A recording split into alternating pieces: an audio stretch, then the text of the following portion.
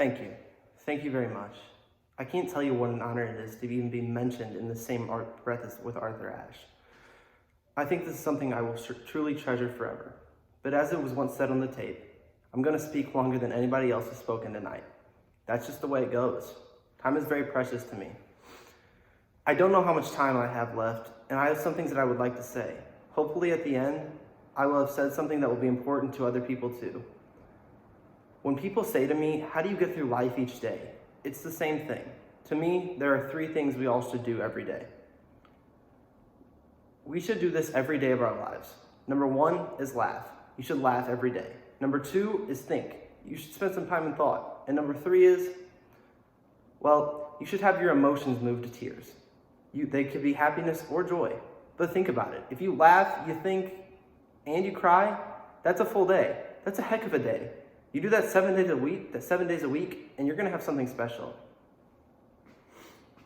There is not enough time in life for us to ponder about what we could have done better. Instead, focus on what you can do to change the outcome of what you messed up. Whether it is helping lead your team to the championship, or if you're not in sports, it could be making a big sales for your sales team. It is not always the big things in life that make everything better. Focus on the little things, and you will find yourself a whole new world of living. 3 Things by Jim Valvano. I always have to think about what's important to life to me. And there are these 3 things. Where you started, where you are, and where you're going to be. When I think of where I started, I have to remember the first speech I ever gave. I was coaching at Rutgers University. That was my first job, and I was the freshman coach. That's when freshmen played on freshman teams. And I was so fired up about my first job, the very first time I stood in the locker room to give a pep talk, that's a special place, the locker room. For a coach to give a talk to, so my idol as a coach was Vince Lombardi. Lombardi talked about the first time he spoke before his Green Bay Packers team in the locker room, and they were perennial losers. He wanted it to be emotional, so it would be brief. So here's what he did.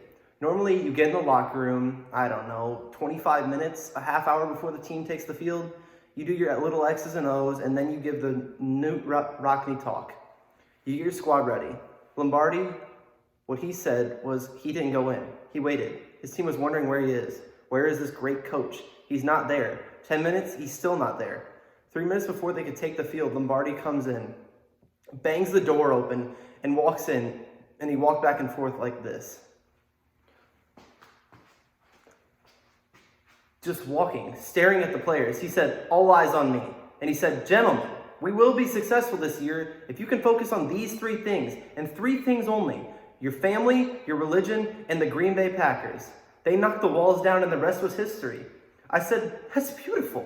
I'm going to do that. Your family, your religion, and Rutgers basketball.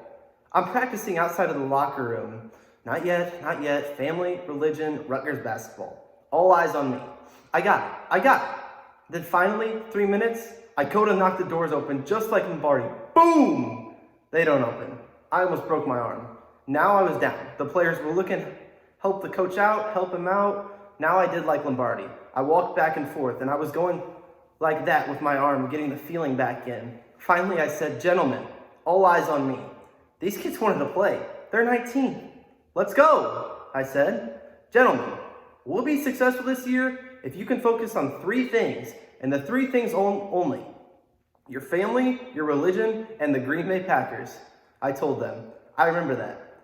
I remember where I came from. It's so important to know where you are. I know where I am right now. How do you go from where you are to where you want to be? I think you have to have an enthusiasm for life. You have to have a dream, a goal. You have to work. You have to be willing to work for it. I just got one last thing. I urge all of you to enjoy your life, the precious moments you have, to spend each day with some laughter and some thought, to get your emotions going, to be enthusiastic. Every day, and as Ralph Waldo Emerson said, nothing great could be accomplished without enthusiasm. To keep your dreams alive in spite of problems, whatever you have. The ability to be able to work hard for your dreams to come true, to become a reality. Now I look at where I am now, and I know what I want to do. We need money for research. It may not save my life. It may save my children's lives. It may save you some life. We are starting the Jimmy V Foundation for Cancer Research. And its motto is, don't give up. Don't ever give up. I'm gonna work as hard as I can for cancer research, and hopefully, maybe, we'll have some cures and some breakthroughs. I'd like to think I'm going to fight my brains out to be back here again next year for the Arthur Ashe recipient. I want to give it next year. I know. I gotta go. I gotta go.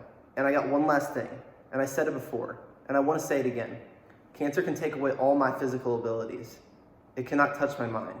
It cannot touch my heart, and it cannot touch my soul. And those things are going to carry on forever. I thank you, and God bless you all.